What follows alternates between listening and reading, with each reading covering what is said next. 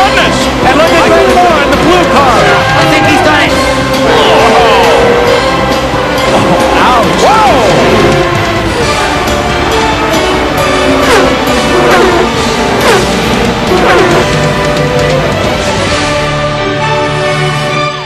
Hello, Canada, and welcome again to the Best of Kart. Paul Tracy said, as a road course, it has everything, one of the best in the world. Tracy is, of course, talking about Road America at Elkhart Lake. The year is 2000, and Tracy has a very good reason to like the place, maybe even love the place. He won there in '93, finished second in '95, and has 3 career poles. And how can you not like a course that has a Canada corner? Michael Andretti has 3 wins at Elkhart Lake, and he's been on the pole there the last 2 years. Andretti with the points lead through 13 races of the 20-race year. Andretti with wins in Japan, Toronto, leads Gilles de Ferran by 19 points. Now, de Ferran and Penske have become the new hot team. Hard to believe that Penske didn't win a race for more than 2 seasons, but now, with de Ferran and Helio Castroneves, Penske has won 4 times. And here they were again challenging at Road America with de Ferran second on the grid behind Dario Franchitti. Alex Tagliani, in his first season with players after the death of Greg Moore, starts 3rd. Tracy is back in 7th. Patrick Carpentier 25th at Road America. The year is 2000. This is the Best of Kart on ESPN Classic Canada.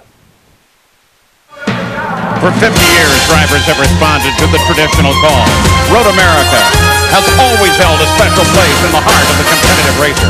4 miles over rolling Wisconsin countryside is a drive they long for. Today, the fight continues in the FedEx Championship Series. ABC Sports presents the Motorola 220. Last week, Team Penske returned to dominance, qualifying first and second and finishing 1-2 in the race with Helio Castroneves and Gilles de Ferran. Penske's first 1-2 finish since '94. Penske goes for 3 straight on permanent road courses today.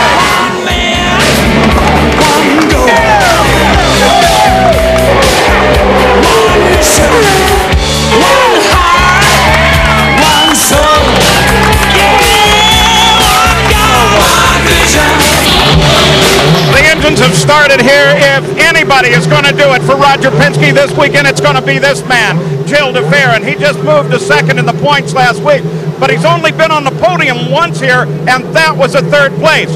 Who can spoil it? Team Green and their lead driver, Dario Franchitti. Franchitti, in the last minutes of qualifying, took the pole away from Gilles de Ferran and set a new track record. And remember, too, that Franchitti won here in 1998. Let's go to Gary Gerald. Historically, Paul, if you're going to win here at Elkhart Lake, you've got to start in the first 3 rows. In fact, only one time in 18 previous runnings here of the Champ Cars has the winner come from further back than starting 6th. But here in row 4, we've got 2 candidates who've won here in the past. Paul Tracy will start 7th. 7 years ago, he got a win here at Elkhart Lake. And right beside him will be Christian Fittipaldi. He got his first Champ Car victory here just 1 year ago. And Christian comes with momentum. He was on the podium as a 3rd place finisher just last weekend at Mid-Ohio. Here's the way they qualified. Dario Franchitti set a new track record to sit on the pole. Gilles de Ferran to the outside. Franchitti scored his first career win here in '98. Today, he looks for his first win of 2000. The 2nd row, rookie Alex Tagliani and points leader Michael Andretti. Michael, leading those points, is a 3-time winner here at Elkhart Lake. In row 3, Adrian Fernandez and Helio Castroneves, our latest winner. The 4th row, Paul Tracy and Christian Fittipaldi. Christian finished 3rd last week, and he's the defending champion here at Road America. In row 5, Kenny Breck and Mauricio Gugelmin. Back in the 6th row, Roberto Moreno and Juan Montoya. In 4 races since his win, Roberto Moreno has had 2 DNFs and no top 5 finishes. In the 7th row, Cristiano D'Amata and the rookie Oriol Servia. Row 8, Mack Pappas, and there's Jimmy Vasser. The 9th row, Tony Kanaan, Memo Gidley on the outside. The 10th row, Patrick Carpentier and Mark Blundell. Carpentier walked away from this wild ride at Road America just 1 year ago. Row 11, Michel Jourdain Jr. and Tarso Marquez. The 12th row is Cindy Nakano, Luis Garcia Jr., and Walter Salas will start alone in the 13th row. At Road America, the fastest corner the drivers have to negotiate at any temporary or permanent road course is back in the kink. There are two principal places to pass here. One, going down the long back straightaway into Canada Corner, and then, of course, the main area coming down into Turn 5, but that's created a lot of problems in the past. Turn 5 is where all the spectators love to line up, especially for the early laps, to see exactly what's going on there. And this from our history tapes are just a couple of recent incidents at Turn 5 because it is so very important. And right now, waiting for the field in Turn 5 is Jan Vikas. And Paul, the reason you see so many action-packed events here down at turn number 5 is because it is absolutely the best place to pass on the racetrack. Consider the approach. It's only 30 feet wide. That is the width of a country lane. You're going to have a hard time finding a country lane anywhere in the country that has a speed limit of 55 miles an hour. Well, 55, that's the minimum speed. They're going right here at the apex, but the approach over 200 miles an hour in top gear. You jam on the brakes, you come down here to the apex at 55, and I'll tell you what, if you're going to win this race today, you got to survive turn 5. The Champ Cars at Road America are a race of controlled aggression. The 35-gallon fuel tanks in those cars are an absolute. And how fast you use that fuel is up to the driver and the team. But on this 4-mile track, a miscalculation on fuel can turn a championship drive into a spectacularly fast but stopped race car at the edge of the race course. We're on board with Mark Blundell. We'll also have cameras on with Max Pappas. As the field circles around, Cristiano D'Amata heading for the kink out of the gravel pit, carrying one of our onboard cameras. And of course, Juan Montoya, he starts in 12th place, an unlikely starting position for Montoya. And on the starter stand is Parker Johnstone. And Paul, in just a few moments, everyone's attention will be shifted towards the man standing behind me with the green flag in his hand, starter Jim Swintel. And when he waves that green, he'll unleash $25 million worth of race cars at Road America. Right now, Dario Franchitti has one goal, to try to hoodwink the rest of the field, get on the gas before everyone else so he can get down into the first corner without coming under attack. For Gilles DeFerrin and everyone else, their eyes, they're on Dario Franchitti, making sure that he doesn't get a jump. When they get to turn 1, they'll play the world's ultimate game of chicken. They're just now coming out of turn 14. Side by side, Dario Franchitti pacing the field. They have a 100-foot climb. Now they see the starter. The green flag's up. 23,000 horsepower. And with an absolute scream, they rocket down for the first turn. But look at Tagliani. Tagliani jumps from the second row and comes to the front of the field. Down through 1, through 2, heading for 3. Tagliani leads it, DeFerrin's in, and it looks like Fernandez is off. Fernandez off in the gravel pit, gets it on solid ground. The rest of the field comes by. Now, the drivers have discussed this, and they quite plainly said if we get stuck in a gravel pit, that's our problem. We'll be putting out full course flags and just leave us where we are. There's Station 5 for the first time. They climb the hill up to 6. It's still Tagliani. Fernandez back there trying to take a look at moving up. Elio Castroneves has moved back onto the race course, and he is underway again. And now Mikey begins to pull along as DeFerrin, with some sort of a problem, pulls off of the line. DeFerrin slows. So the two hopes from Team Penske, Castroneves off in the first turn and DeFerrin slowing coming off of 6. Look what a surprise that is, Parker, to everybody else lined up behind him. They really don't expect to see DeFerrin in that kind of trouble.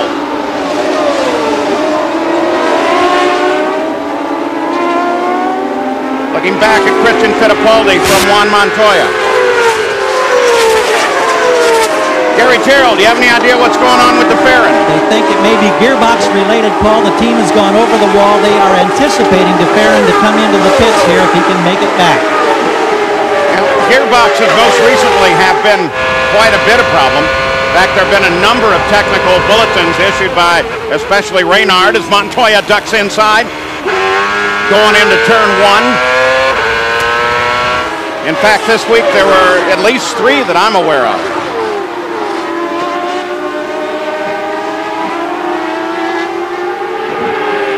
Montoya, the man on the move. And here comes Jill DeFerrin. Gary?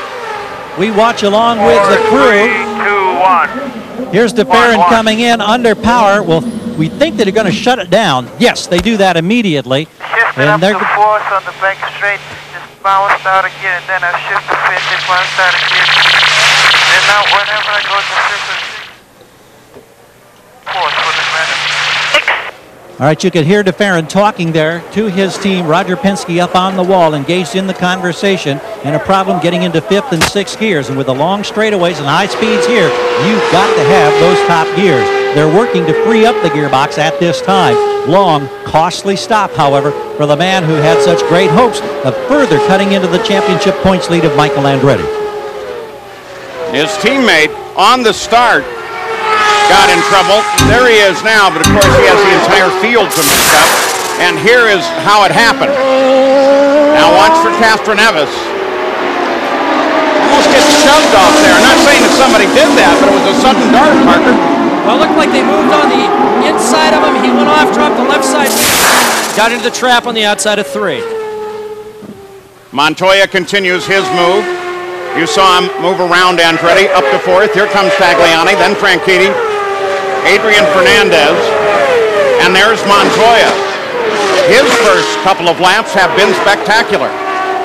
He hasn't been happy with the car all weekend long. In fact, the last 2 weekends, they just can't seem to get the handle on the permanent road courses, but we saw that great move on Michael. It was just no matter where Michael broke, he was going to break later, save the slide in the middle of the corner, and worry about it later.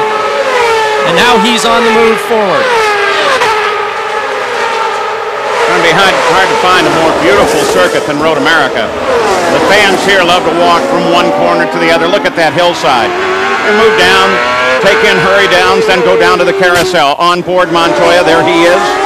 Up through 6, this is hurry downs. He's beginning now to work on Adrian Fernandez. Now the key passing area coming as they come through the Canada corner area.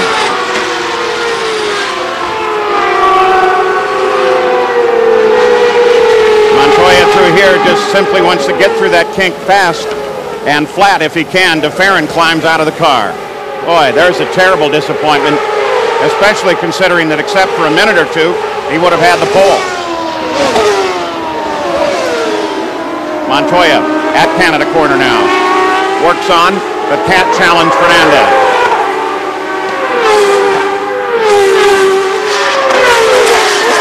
Parker, let's talk a little bit about the strategy of this race. You really got to be absolutely dead perfect on knowing when that car has to stop. There's no way to make it up here. If you miss a lap, it's equivalent of 2 laps at any other road course. You've got to go 19 laps at least once, 18 on the next 2 in order to make it in 2 stops. The fuel window to me looks like it's going to start about lap 15 or 16, which means if you adopt the strategy that DeFerrin used the last 2 years at Portland, you just go to full rich, stand on it, hope for some yellows, and just concede that it'll be a 3-stop race. But we know that some teams will try to eke this out in 2 stops. We'll see how this plays out. The defending champion, Christian Fittipaldi, just flies past. He's working on 5th place Michael Andretti, his teammate. And then Kenny Breck, and then this driver, Cristiano D'Amata. That's Breck just ahead. Michael Andretti, then Christian, then Kenny Breck. They climb the hill. Christian Fittipaldi with a great drive last week to 3rd at Mid-Ohio. Great comeback from his accident in Chicago, and now he's all over the back of his teammate. Gary Gerald, Jill's just out of this thing, isn't he? Tremendously disappointed, as you can well imagine. We heard you saying it was gearbox related. You were at turn 5 when you encountered the problem? Yeah, no, we were just leaving turn 2 there. You know, I was right behind Dario there and shifting up the gears, and all of a sudden I got a box from neutral there, so we don't really know exactly what happened. So. How was it on the start? Because Tagliani came flying around and got a tremendous start. No, Tagliani had a great start, and you know, I started to get a draft out of him going into turn 1, and I thought, you know, I mean, I'm going to get it all messed up in there, so I braked and slotted in behind, and everything was looking good. We had a run on Dario coming out of turn 2 there, and it's disappointing. But you know, sometimes this sort of thing happens, Tarso Marquez. It's a real shame. Thank you, Joe. We got somebody off, Paul? Yeah, Tarso Marquez off the gravel pit against the barrier. He's okay. He's spinning the rear tires and throwing pea gravel all over the place. He was 19th at the time of this off. And from where he is, Parker, I'd guess he may have to end up staying there. And the agreement is if you get stuck in the trap, your day's done. The safety crew will not pull you out unless you're in a hazardous area. Now, just a moment ago, Christian and Michael Andretti were fighting with one another. Coming down into turn 5, Christian looking towards the inside. And you've got to be a little farther along. He just stands on the brakes even harder if that's possible, ducks the nose in over the curb. Wow, did you see the hands move in Michael's car to keep that car in front, though?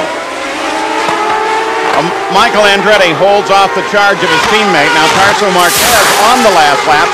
Here it was. Coming down into Canada corner, gets it locked up, too much entry speed, slides wide. Tries to stay on the throttle to keep it moving through the trap and gets hooked in the tires. And you may have noticed going by there in that replay was Paul Tracy. Paul Tracy has fallen well down in the field, started 7th, last time by was 19th. Jan, what's going on? Well, I just checked with Barry Green. He said they had an electrical problem where the thing just shut down. He has since been able to reset it in the cockpit. They say now Paul is fine, but obviously he's got a whole bunch of positions to try and make up. Yeah, and I know it's pure speculation, but any shades of Dario Franchitti a week ago? I don't think so, Paul, because that was an actual sensor on the gear shift, so that may have been separate, but certainly electronic gremlins can affect you when these cars are so computerized. And the drivers can do what essentially is a hard boot, just like you would with your home PC. They can take both the toggle switches on the Pi Dash, hold them down for a 1.5 second interval, and it resets the entire system. And Christian Fittipaldi continues to work on his teammate. Fernandez continues to work on Dario Franchitti with Montoya there looking for a position, but it's Alex Tagliani, the rookie, who has twice this season led and done very well. He just has yet to win. So after 5 of 55, it's Tagliani, Franchitti, and Adrian Fernandez. Back at Road America as they celebrate their 50th anniversary, Tagliani still leads. In this order that we give you here, you see the only change is Christian Fittipaldi was able to get around Michael Andretti while we were away, and here's how that one occurred. Christian actually was running a little faster than Michael. There's Christian. Now, here is how he got the position. He got a great exit coming off of turn 14, utilized the draft, popped out. And remember, Michael Andretti is not the easiest guy to outbrake. Michael takes him as deep as he possibly can. Christian's got the corner, perfect pass. And of course, this is where Christian scored his first and only victory in the series 1 year ago. Christian Fittipaldi is the defending champion here. Parker still shaking his head over the great start by Alex Tagliani, but he just blew by the front row going into one, had the whole field covered.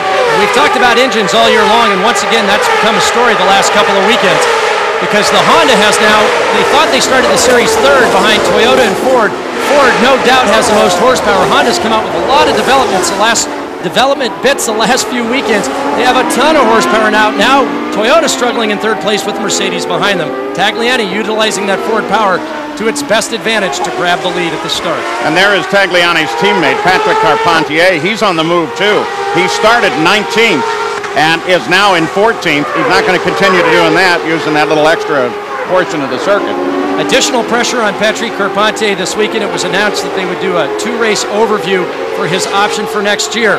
Last week at Mid-Ohio and here. He had a brake pedal brake on him going down into Canada early in the weekend, which hurt him getting the car set up for qualifying.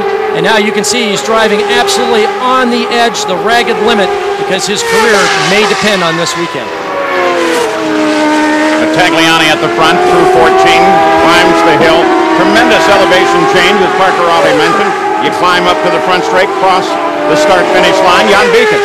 Yes, you were witnessing, as I was a few moments ago, that pass of Christian Fittipaldi on Michael Andretti. So I checked to see if Michael Andretti had any problems, and the crew says no.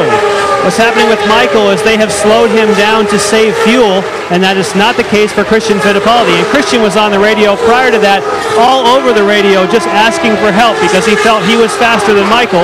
Well, now he's showing it. Michael lights up the rear, turning into the corner there. Kanaan, as Kanaan battles with now a very aggravated and charging Paul Tracy.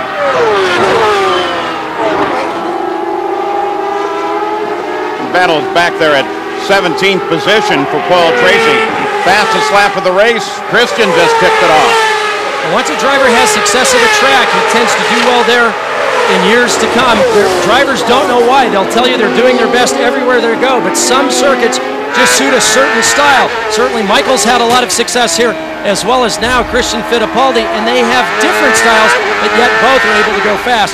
Fuel strategy now becoming the key word. We're hearing a lot of chatter on the radio about fuel mileage. The other Penske car, Elio Castroneves, on the pit road. Obviously, this is premature. Look at the left front wing, Gary. Yeah, they're worried about that wing. In fact, meter while we're sitting there. Reset your fuel meter. that's Tim Cindric talking to Castroneves. They're going to change the whole front nose and wing assembly after the damage and the contact on that early situation. Billy Camphausen, one of the kart stewards, down there looking and pointing at some suspension or something of concern, now backs away. Old nose off, new nose being bolted on. This is something that the team practices on a regular basis, and with a 4-mile layout here, you can usually don't have to worry about losing a lap. You just lose a lot of time. But the car was not handling well. He has now lost a lap because he was at the back of the procession. They're clearing some debris out from one of the entrances to the radiator in the left side pod. Now Rick Reineman ready to wave him back into action.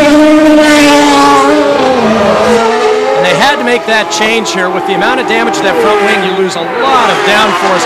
With the long sweeping corners, he was losing so much lap time. It was better to go off sequence and hope that they could make it up on a yellow flag sometime in the future. Montoya continues to worry Adrian Fernandez. This is an ongoing fight for third place. Tagliani, Franchitti, Fernandez, and this guy, Montoya. Fernandez just ahead.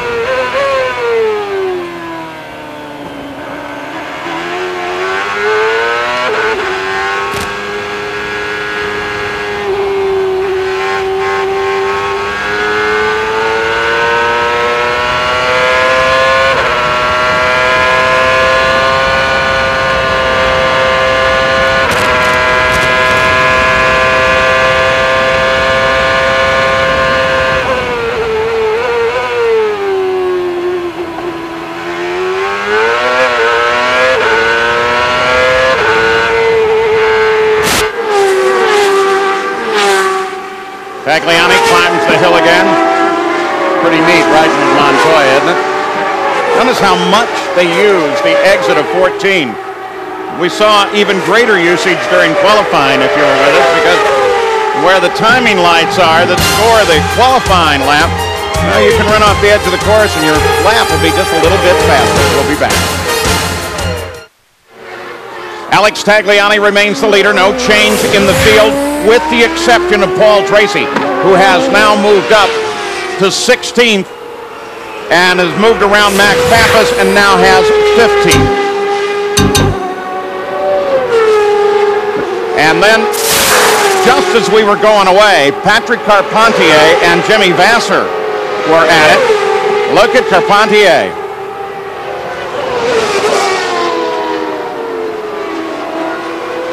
Of course, Jimmy drove a nice corner as well, but in doing that, and with the next one being a left-hander, Jimmy just came right back around. We're expecting pit stops now in the next couple of laps. A lot of drivers being told, hey, you can't get the extra lap because of the length here, so go ahead and just crank the fuel up and go for it. Tagliani, the leader, just completing the 14th of the 55 laps. Not a high lap count here. But of course, you're talking a circuit that's just a touch over 4 miles around. So the distance is still considerable. So as they plan for these stops, Jan Vikas, what are they planning? Well, so far we have heard an example for Adrian Fernandez. He normally gets great fuel economy.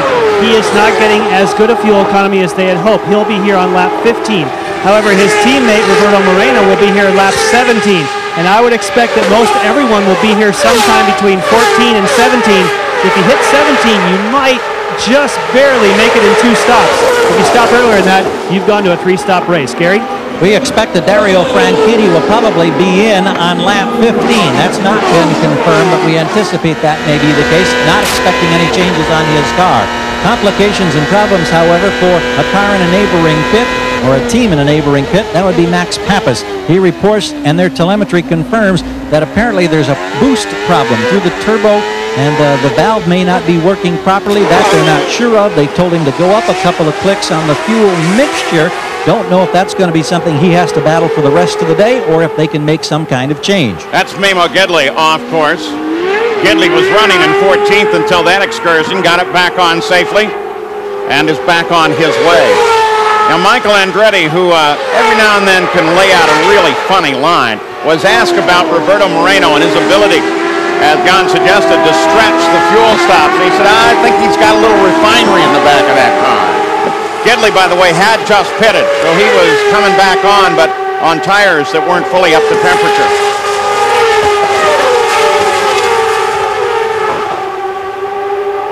14 are complete. The leader is working on 15.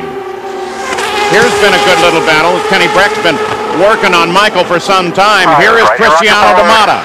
Right there on your board. Nice and easy. Nice and easy. Okay, let's back it up, guys. Hold on. Hold on. You can see him lock up the right front and squeeze the right side tire guy there. You got very little room. Keith, watch your hose. Your hose is under the wheel. Pull your wheel out. Okay. Hang on, hang on, hang on. Go, go, go, go, go.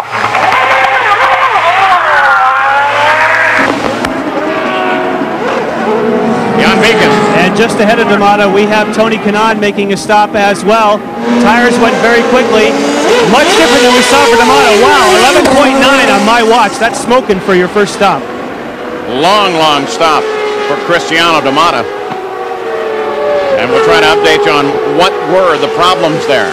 Looks like he just came in too hot, locked up the right front wheel, slid wide, pinched the right side guys up against the wall. Then they had problems getting the wheels off, the wheels back on. Sounded like he got a hose caught under the right rear of the car. Just a disastrous pit stop. They'd come in first. They had a chance to get away cleanly, and that will leave a mark. Alex Tagliani, who picked up the lead on the green flag, makes the turn up the hill. Well, I thought he was going to dart in there for just a moment. I did too. I was kind of like, should I? No, I'll stay out. I'll stay out here.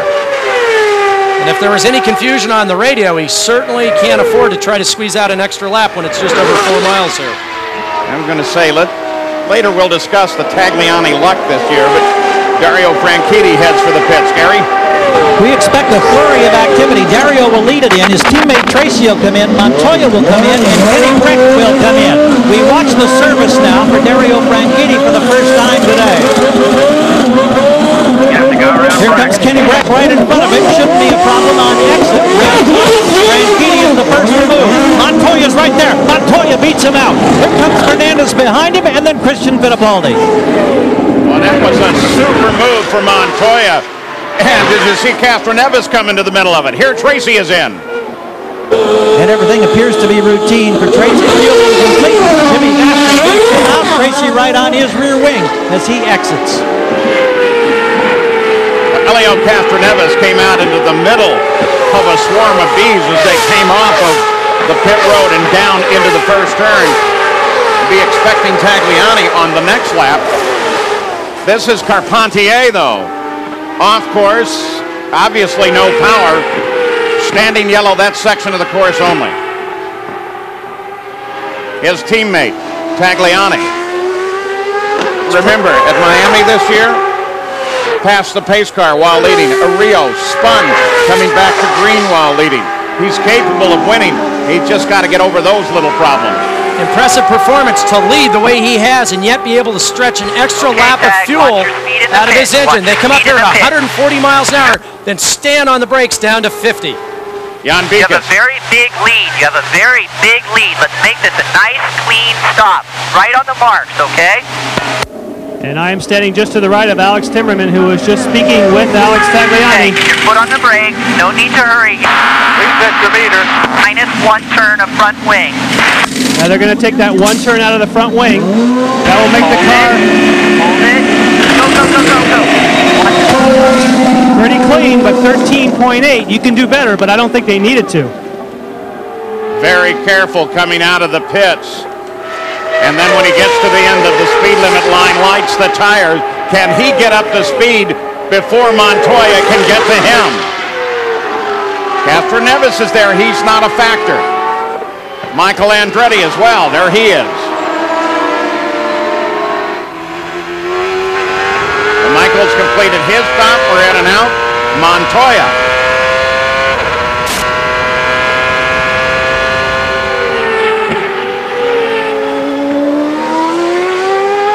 And there is Moreno.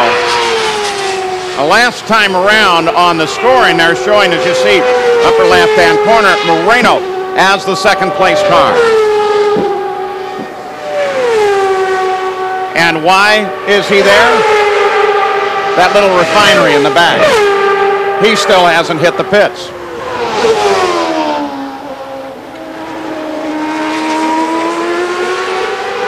How do you do that, Parker? I think it's aerial refueling. I don't know how to get the hose down between all the trees here, but you and I were talking to Pat Patrick earlier, and Pat's got just a wealth of experience, knows how to get the most out of his team, his drivers, his cars. Watch your speed. And this is what he needs to do to make it a two-stop race. As he stops, Jan Beekes, that's Montoya moving on Tagliani. Back to Jan Beekes. And Roberto Moreno has the luxury of being the only person on pit road right now to get his service. And as Parker was saying, if he keeps this up, he might make this a two-stop race. 10, 5. 11.7, nice and smooth. Back to saving fuel for Moreno. You know what? He's going to come out in that lead battle at least once he gets it up to speed. Again, as you watch this, the three-car, Elio Castroneves, is not a factor here. He's one lap behind the lead. Montoya moving on Tagliani just a lap ago.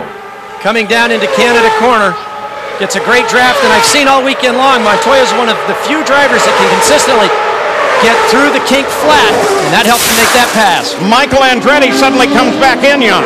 Yes, he does, and the bad news is the steering wheel is coming off. Michael Andretti's done for the day. So that's your points leader, and I'd say there is very little question that he will not leave here as the points leader. It's possible. Who knows? The championship once again up in the air, because consider Michael Andretti, second place, Gilles de Ferran, both out of the race. Michael Andretti out of the race.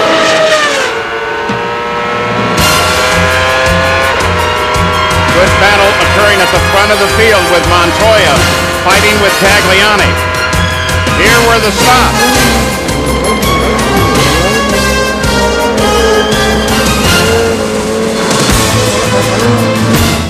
Welcome back to the Motorola 220. Juan Montoya is leading it there. You look down on the beautiful Road America circuit from the Honda Helicab. Montoya took the lead away from Tagliani at the end of the first round of pit stops. And Parker Johnstone, the question now becomes, with Roberto Moreno stopping so much later, how has that changed the overall race? Well, I think much like Portland the last 2 years for Juan Montoya, he's at full rich, full power. They are committed to a three-stop race. Right now, Moreno's got to conserve. He'll be falling back, I think, a little bit as everybody else just stands on it.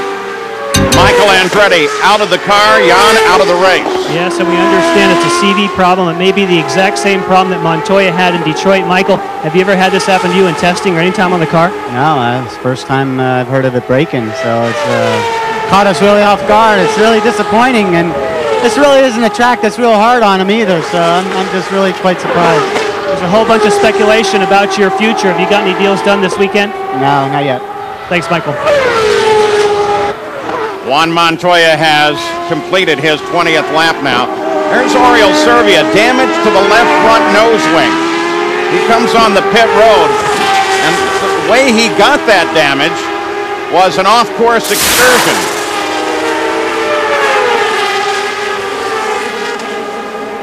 Heading down into turn 5, gets in too hot, puts it in the gravel trap.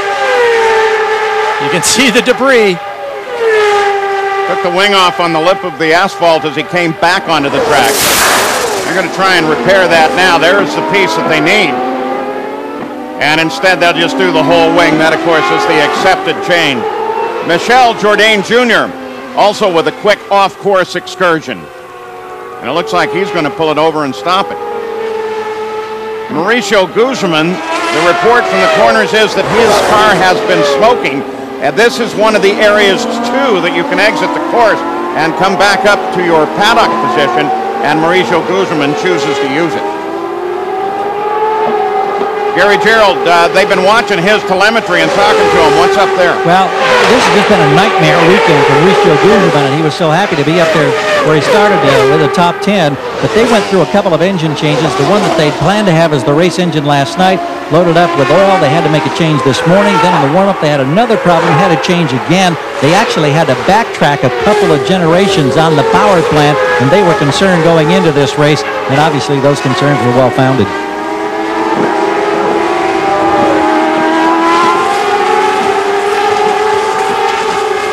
Right now, the driver that's on fire is Paul Tracy. Remember, he fell to the back early, and he has been marching through the field. Currently in 9th place. He'll pop up here in just a minute. He has made up enormous ground over the last handful of laps. Paul Tracy started well back and began charging right on the first lap. You saw that Dario Franchitti got around Fittipaldi.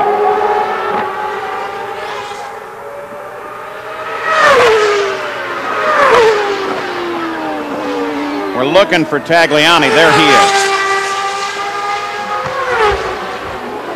Franchitti's off of turn 5 here as we just saw Mauricio Guzman go through the same area. Does a snap spin to get it back. If you shortcut the course there, you lose a lap, so you've got to go back.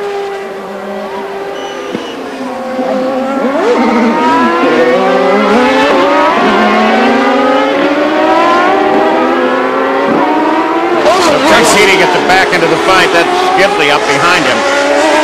But that was very costly in terms of time. That moved him from 4th all the way back to 12th place with that mistake. Gary, there's a lot of strange stuff going on here. Yeah, and Paul, we're wondering for Dario Franchitti if there may be a gearbox problem there that may have contributed to that off-course excursion. I had a partial monitored radio conversation with the team, something about 3rd gear, and then shortly after that, there he was going off. Now he's back on. We'll see how he progresses. Parker, what about all of these gearboxes? The start of the year, I knew they were a concern, but we're well into the year. Why would we be having problems now? Very, very fragile pieces. The designers try to make them as light as they possibly can. And unfortunately, with the pounding that these cars take, if you make them just a little too fragile, they'll end up breaking under the most stressful times. Most of the drivers, most of the teams don't do full race distances, or if the drivers do test that way, they never drive with the aggression that they do during the course of the race weekend. Well, the race leader is Juan Montoya. Remember that he fell out in the final laps of this race last year, giving the win to Christian Fittipaldi, and that was gearbox related. Jan Bikas? Yes, in fact, they just had a radio communication from Chip Ganassi to Juan Montoya saying to be easy on the gearbox, take it easy. Obviously, they see the monitor. They know that other people are having troubles. I also had an engineer tell me this weekend that sometimes they have problems with the gearboxes because when they downshift while they're saving fuel, when it runs that lean, the engine doesn't rev up well. So it drags the gear on the downshift, and eventually that rounds off the dog rings and ruins the gearbox. One of the most impressive performances of last year, I think, was here, Paul, because remember, with a different package with the Renard Honda, Montoya lost several gears, but yet was still able to lead this race without those critical gears for a few of these corners. He hasn't been happy with this car the last couple of weekends. He and his engineer, Bill Pappas, have been scratching their heads, and yet he is just charging away from the rest of the field. Cross start finish, past the pits, down into 1. Juan Montoya, done it once again. Made it up to the front of the field, taken the lead. with a car that the past weekend and all of the practice and qualifying here was less than a great machine, and all of a sudden he's putting it everywhere that he won. Early leader Alex Tagliani, he sits in second place. Christian Fittipaldi is back in fourth. Toyota, and then a whole line of Fords. We'll be back with more from the beautiful circuit at Road America and the Motorola 220. And since we have left you, there has been no change. Montoya, as the leader, has completed 25 laps, working 26. He'll be done with that one in just a moment here. First pit stops are complete. Team Penske, who many people expected a great deal out of here. Gil DeFerrin out early. Helio Castroneves still trying to make up the lap he lost when he ran off course. So after 25 laps, look at this list of guys out of the race, including the points leader.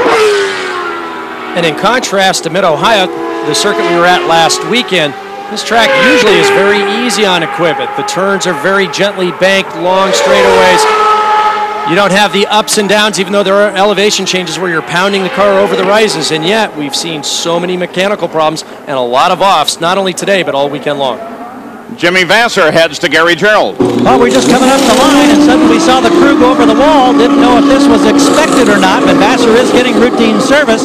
Doesn't be concerned in any particular area, just waiting for the fueling to be completed. Stop is done, and he's out of here. Okay. We got the game going. Was 10 laps since his last stop. Was that a case of a short fuel on the first stop? And could that be the strategy for Montoya? This is when I like it the best. Certainly could be, because remember, Jimmy started in 16th place. He's currently scored in 8th. That will change once he comes back to the line. But I think once the teams resign themselves to a 3-stop strategy, that short fueling certainly became an option.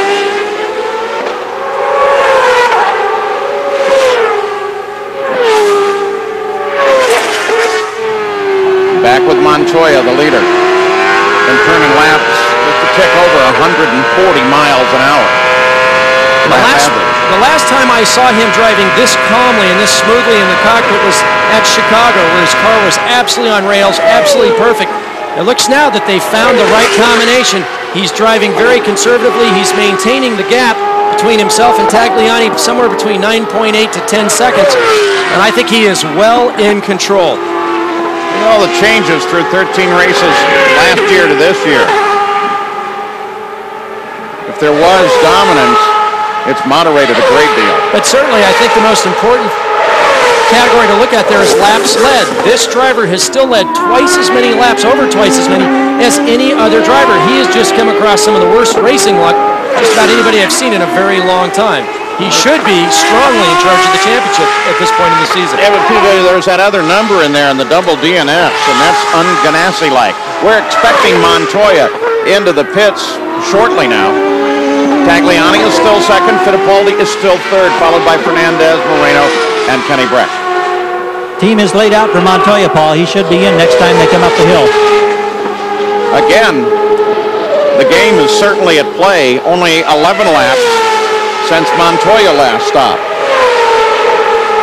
They went 15, 16, and in the case of Moreno, 17 for the first stop. Of course, you have to add on the 2 laps that they ran up to the green. Before that, though, those aren't at speed and therefore not using that much fuel.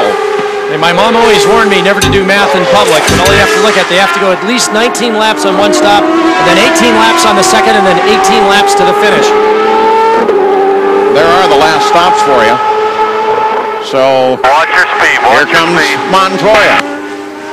He slows down to the speed limit. And look how that's 50 miles an hour, and yet it looks like he's creeping. It gives you an idea of how fast they are on the track. 140 down to 150 just as they crest the hill. Chip Ganassi on the wall calling out the instructions as one arrives. He's been quiet on the radio today. He likes the way the car is starting to creep as he engaged the clutch. Revs went up. Now he moves. 12.4 seconds. And that looked like a full fill. I was looking for any indication. Of course, they can do it on the radio and elsewhere, but Just by the stop time alone, you'd think that they filled the tank.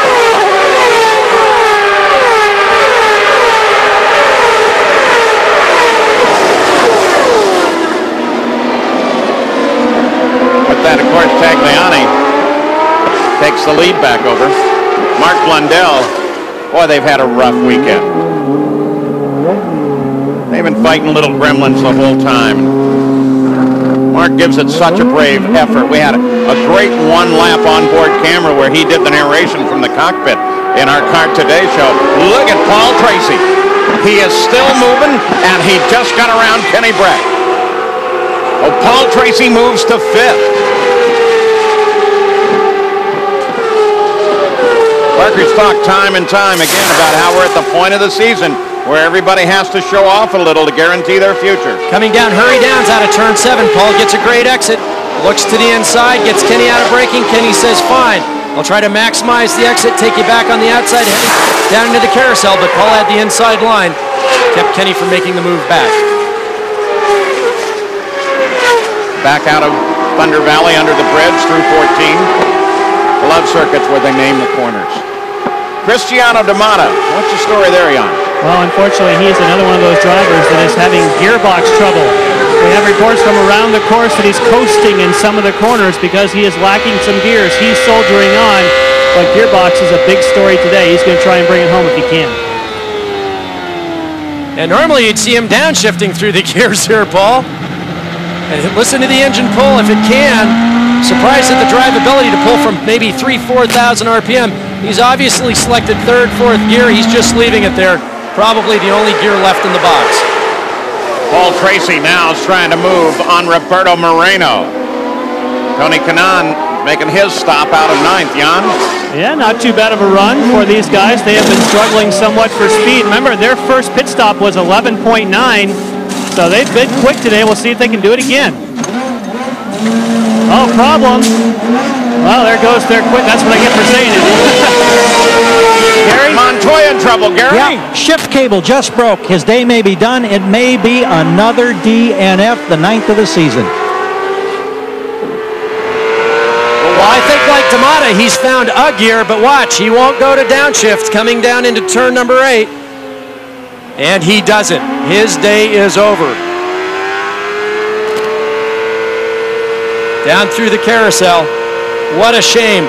He's got the car underneath him that he needs, and once again, mechanical problems are going to keep him from completing this race. You can see him pull on the lever just to see if a leprechaun down on the back straight had fixed it.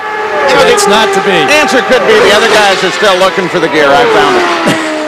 Not going to work here. Tagliani back at the lead. Paul Tracy, who has just been a gorilla getting around this circuit, comes in for his stop. Christian just got around Adrian Fernandez.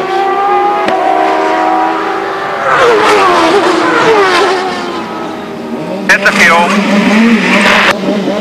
Usual reminders here. This coming You're from full Barry load of Green. fuel now. Watch Tony. The wheels are done. Watch Tony. Watch Tony.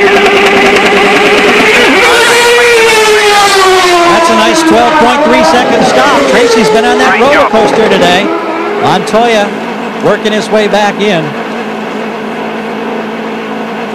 Well, unless they have some magic at Target Chip Ganassi that goes for a really quick change of that cable, I'm assuming that he's going to climb out pretty quickly. Takes the steering wheel off Montoya. 2nd year in a row DNFing at Road America. And what a change in demeanor for Juan Montoya. Remember earlier in the year, he'd get out of the cockpit screaming, yelling, throwing things. You can tell that his future's secure, maybe not here next year, just by the way he just conducted himself getting out of the car. We've seen him now over the last few weeks shrug his shoulders and go, hey, that's racing. He's much too relaxed to be worried about looking for a ride here. Parker, I can tell you that that's not the case for owner Chip Ganassi. He's the one who just displayed the emotion as he stormed off the scoring stand back toward the transporter. The frustration factor has been pegged for Chip as far as these DNFs are concerned. You know, when you think about it, Ganassi has had a great deal of pressure this weekend. The rumors broke out last week about Jimmy Vasser. They turned out, in fact, to be true. Vasser is gone. And Chip handled a news conference with pretty good humor. A lot of questions about Montoya. He deferred all of them, but He's certainly got to be tired of getting pestered by everybody wanting to know what's happening. Christian Fittipaldi is in. Jan. Yes, and we take a look from the back of the car. Oh, they've got a problem. Fire on the right side.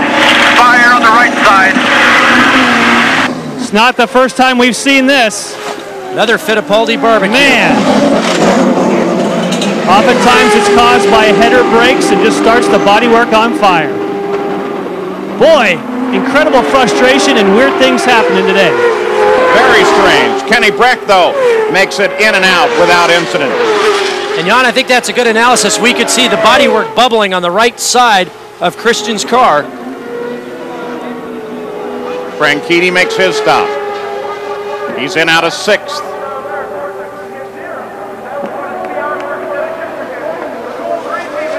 One turn on the front left, didn't see the front right. Franchitti is away.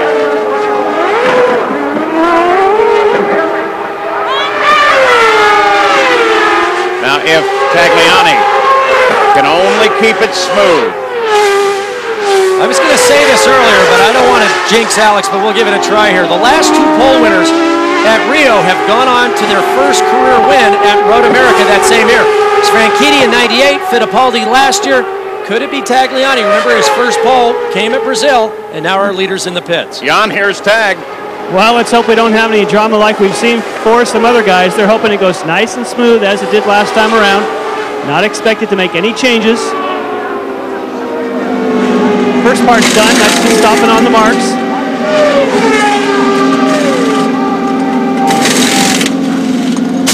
No problem with the tires. So far, so good. Fuel in the vent hose.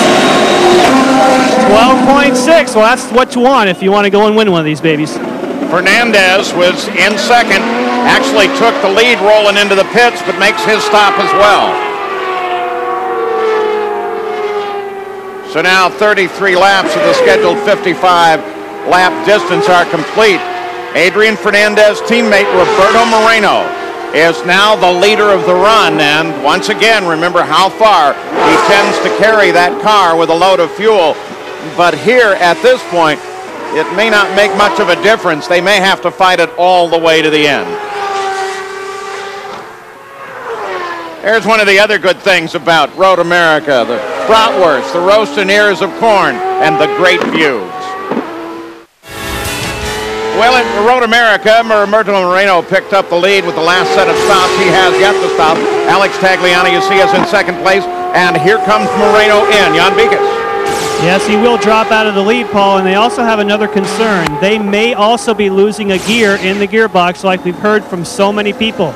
He just reminded him on the radio to use 2nd gear, which makes me believe that he might be in trouble with 3rd. But right now, they just need to change the tires and give it some fuel.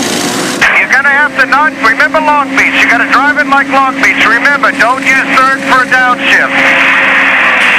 In 5.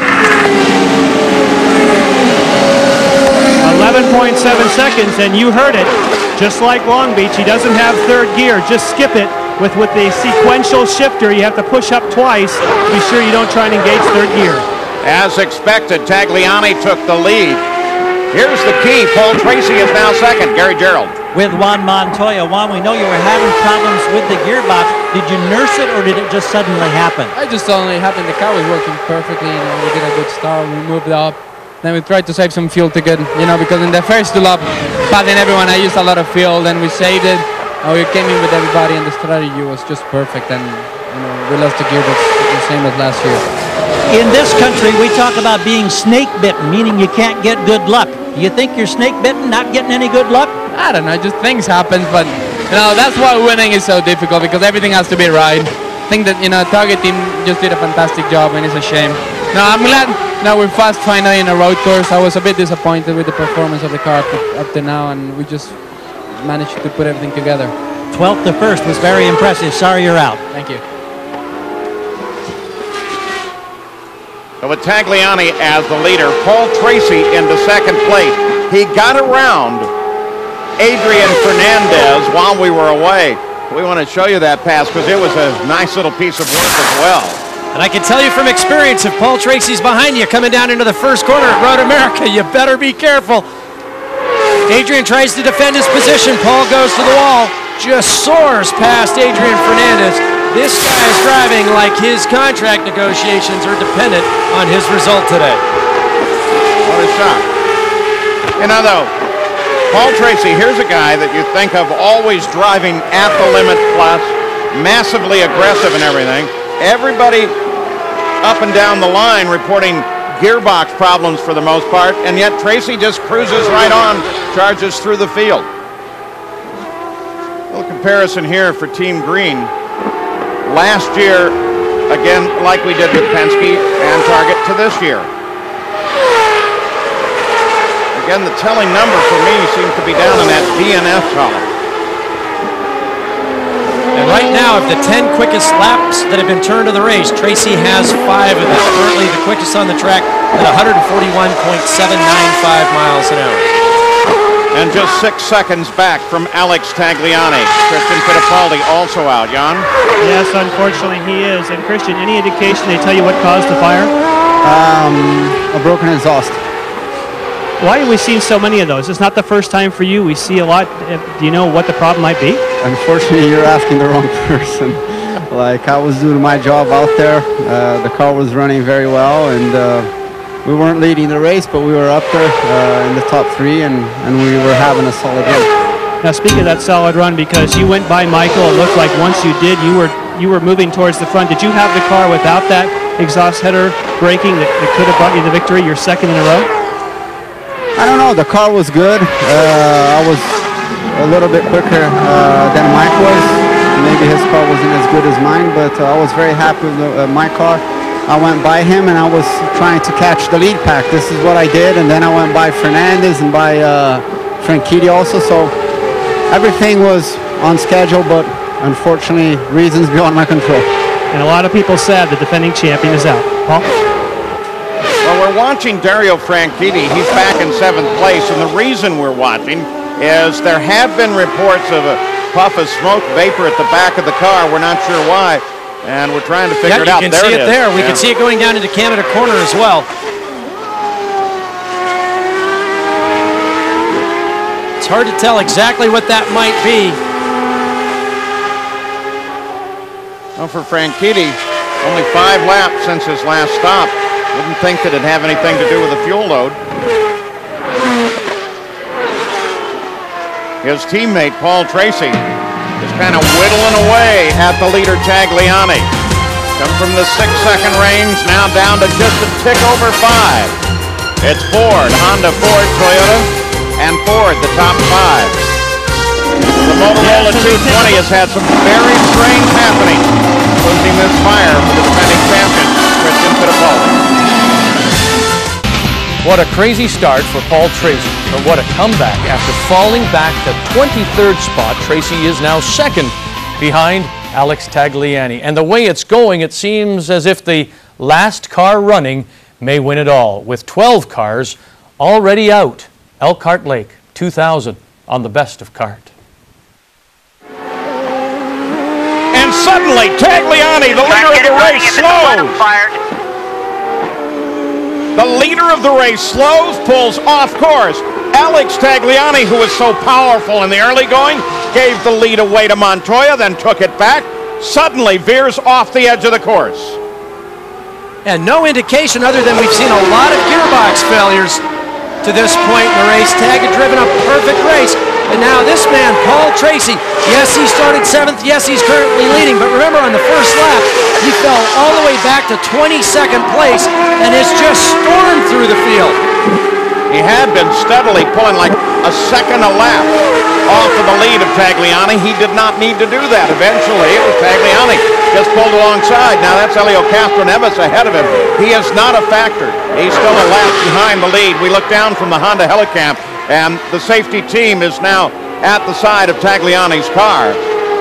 And they will pull it back into the safety area because Tagliani is done for the day. Wow, you talk about strange things, Parker.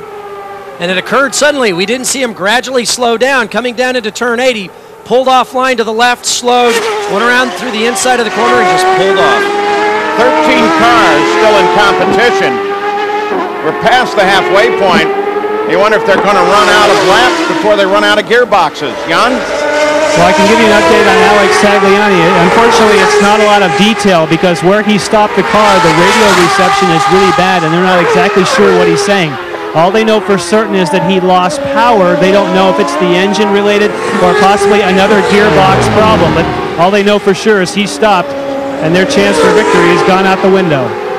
Again, the Honda Helicam gives us the view of Alex Tagliani, the safety team and the course marshals here. Try to get him around. Again, we always like to mention the course marshals. Milwaukee region supplying a good many here at Road America, Chicago region as well. All work for nothing, work a very long weekend to get all of the racing in at Road America. If you're Castroneves at this point, you don't want to go a lap down. You're going to try to keep Paul behind you in case the yellow comes out so you can come back to the end of the field. Obviously, Castroneves running quite strongly. If you're Paul Tracy, you want this guy out of the way. You don't want to get involved in case he's got a mechanical problem, puts fluid down on the track, or makes a mistake that sucks you up. Now look at Paul Tracy. 2 Renards, 2 Honda-powered cars, can't quite get by. Fernandez, that's Serbia. Serbia is a lap down. Fernandez, of course, is in second place. And now trying to catch the man who flew past him just a few laps ago. That's Paul Tracy. The previous lap, Paul was 5.8 seconds ahead of Adrian. He pulled out to 7.5 seconds. So steadily pulling away at the rate of about 1.7 seconds a lap, which is just a huge margin here. Paul Tracy, the leader, is working on the 40th lap of the run at Road America in its 50th anniversary. The Motorola 220. Beautiful day, comfortable temperatures, and bright skies overhead. Great day to be a spectator at Elkhart Lake, Wisconsin. Mack Pappas is one of those that's heading into the pits right now. We also expect to stop very shortly from Paul Tracy, the leader of the race. Fernandez sits 10 seconds behind him. Fernandez, too, will also have to stop. Dario Franchitti in the last couple of seconds. That yellow flag there is for Franchitti. And there he is, the car rolled to a stop, and it sounded to us in the booth like it was probably another gearbox failure.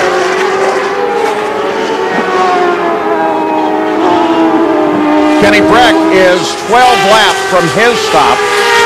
We're expecting the longest to hang out to be the 20 car of Roberto Moreno. Pit lane speed limit here. Right on the box. It'll be a fairly quick stop, Paul. Right on the box. That's because they won't need a full load of fuel. They carry 35 gallons of methanol. As soon as they get the new tires on. Watch Tony, watch Tony. Waiting for him to disengage. There he goes. Stop. So he gains a couple of seconds by not having to get the full complement of fuel. Fernandez, Breck, and Moreno all went by on that stop. That was a fine stop for Team Green, though. Good stop for Tracy. There's the new leader, Adrian Fernandez. 2 in on the 48th lap. Keep in mind, as he stretches this fuel stop, he's going to require less time in the pits to get the fuel in to do the remaining laps, which allows me to speculate they may not change tires. They may not need the fresh rubber, but if you put it on and you start waiting on the tires, and you've got the added possibility of something going wrong, you want to do this without any mistakes if at all possible. Well, let's think out to the rest of it. Kenny Breck is in second. Bobby Rahal's team guy really. Cristiano D'Amata suddenly slows too. And keep in mind, he was holding down 13th place with only 1 gear in the box. It's turning into be quite a parking lot out there. I don't see the valet. He'll have to do it himself. Corner workers want to give the engine a spray to make sure it cools down. So much heat under there. Team will normally try and pull that cowling so it doesn't catch fire. They don't have that luxury when they stop on course. Fernandez and Breck. So from prediction, this is a little bit early for Fernandez. Jan? Yeah, and it was unexpected. The crew just moments ago jumped over the wall saying, he's in, and here he is. You'll see no tires. Kenny Breck goes by. We'll see if he beats Kenny out of the pits. That's a little more fuel than I thought they would need. There's the stick, hit him in the back. 8.2, now we watch Breck, Gary. Kenny Breck is in, the service is being handled. It is new tires for Breck along with the fuel.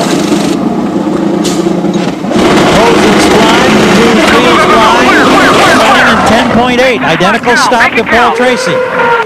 You saw Fernandez go by in the pits. There's Tracy.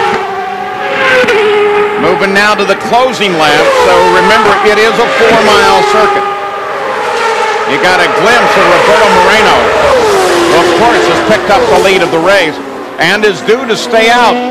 Not just a couple, but maybe as many as 4 more laps before he has to come in. So now we begin to set the stage for the closing laps of this race and the final set of stops that will, in fact, tell the story of the Motorola 220 at Road America. Max Pappas slams it down, heading for Canada corner. That was Mabel Gidley alongside there. We'll be back. The question is, Roberto Moreno, is there a problem on that car? Mark Blundell has come into the pits. You saw him slow on the course. And now he's headed back for some service from back west. It may in fact be the end of the day. There is a question about the viability of Kenny Breck's car. He currently runs in fourth, 21 seconds behind the leader. Attrition through mechanical difficulty has been the story of this race. It no doubt will continue to be as we run into the closing lap. Moreno, while the leader, still has a stop to make. Paul Tracy, as we said, only about 4.5 seconds back. Moreno does have a problem with third gear, but everybody has had problems with gearboxes. And again, of all the people on the track, we consider Paul Tracy to be one of the most aggressive, but perhaps he knows something everyone else doesn't about keeping the equipment alive. Well, Paul certainly had his run of bad luck during the course of the season. He led the championship for a number of races, and now it looks like he's coming back strong. The amazing thing is his ability, no matter how far down he is, kind of reminds me of what the way Zanardi used to drive. He can get way, way back in the field, and it doesn't stop him from thinking that he can come forward and winning the race. Most drivers say, hey, I'm in the points, I'm going to get this thing home. Paul Tracy charging every single lap. Tony Kanaan and Memo Gidley have been battling at one another. And Gidley, just a lap ago, was sitting back behind Kanaan. Only crossed the start-finish line and roared for one. Coming down the pit straight, got a good exit out of 14, drafted up behind Tony Kanaan. It's as easy as that. Gidley's best finish was at Rio. That was in 8th place. He currently is in 6th. John Della Penna, the car owner, switched from Norberto Fontana to Memo Gidley for the rest of the season. Looks like he's paying off with that decision. There's the Budweiser Hard Charger Award after we tracked 13 of the 20 races this year.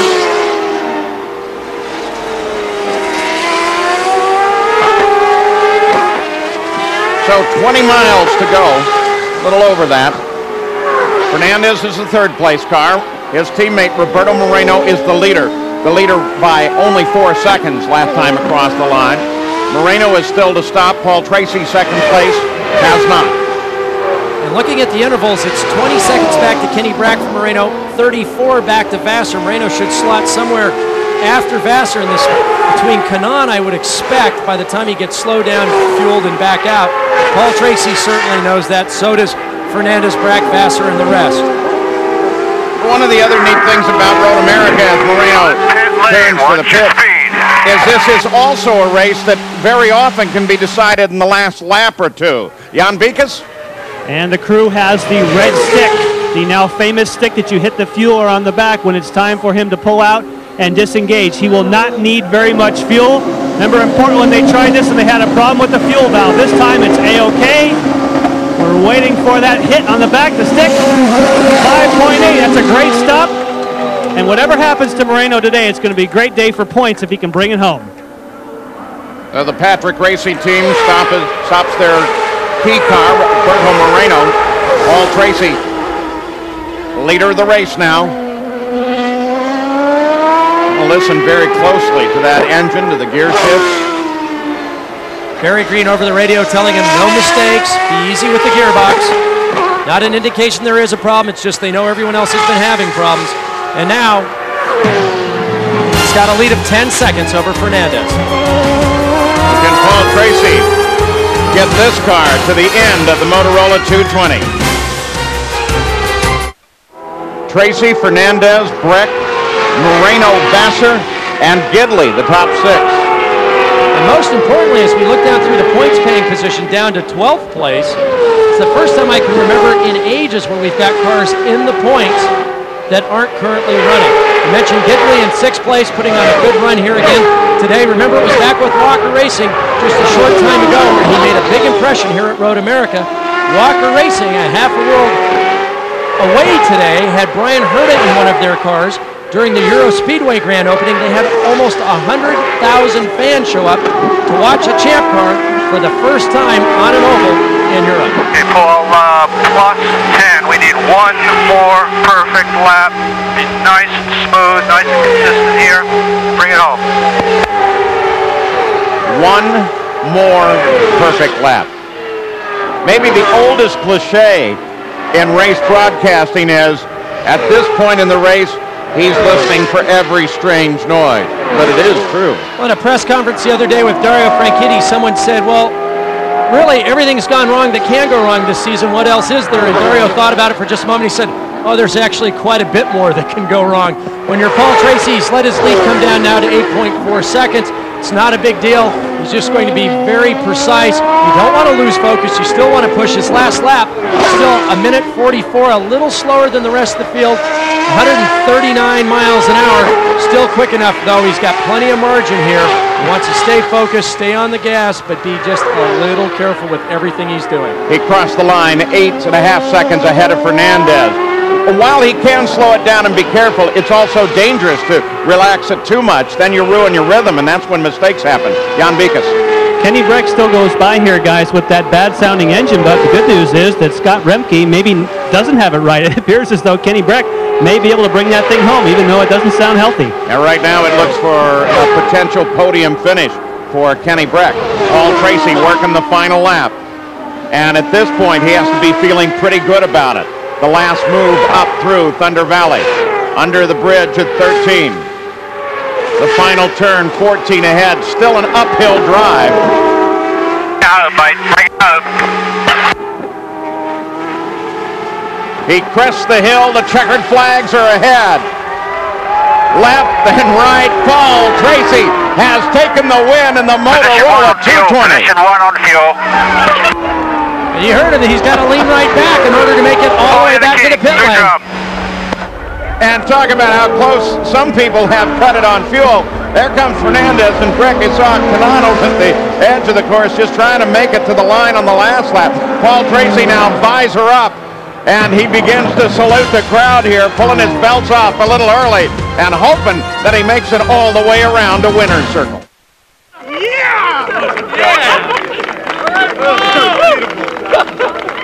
You are the king, man. You are the king. I need some more answers to that, believe me. Where are my friends? Well, it's great to see those scenes of jubilation and enjoyment for Team Green. They've had an up and down season. They had that win at Long Beach with Paul, and as you mentioned earlier, Jeremy, that early championship lead, but then it dropped away from them. All sorts of problems and non-finishes in the mid part of the season. And that's an embarrassing accident with Dario Franchitti in Chicago. Last weekend, he got taken out by Tagliani, ironically. And this time, he has come back in the best possible way. 17th to a win at Long Beach. Today, you started 7th, then went to the back of the field in that incident. Did you think you had any chance at that point to win this race? Well, I went for the start, and we started coming up the hill, and the thing just died. The engine shut off. And the guy said, you know, hold this sensor button down and it'll go away. It was a stuck throttle sensor, and the engine shut off. It was a quarter of a lap behind, basically, when I got going. And I just drove like, I don't know how. I mean, I just got in the zone, and I was just going faster and faster and faster every lap. The guys did a great job on the stops. The Cool team did a great job this weekend, and, you know, I was able to just come through. Any gearbox concerns? No, none at all. We had no gearbox problems, and we ran out of fuel in the end there, and I had no idea how low we were on fuel, and I don't think the team knew either, but I was just going as fast as I could go. Welcome to Victory Lane again. Thank you. This was, as they say, a true team win. Some great driving by Paul Tracy and a pit crew who got him in and out with just enough fuel to win it. In fact, Tracy ran dry on his cool-down lap. Only 11 of 25 cars finished the race with both players' cars, Tagliani, Carpentier, both in the garage. One interesting note, it was the first race in nearly 3 seasons to be run without a full course yellow. Paul Tracy is the winner at Elkhart Lake in the year 2000 as we continue to make sporting memories for you here on ESPN Classic Canada.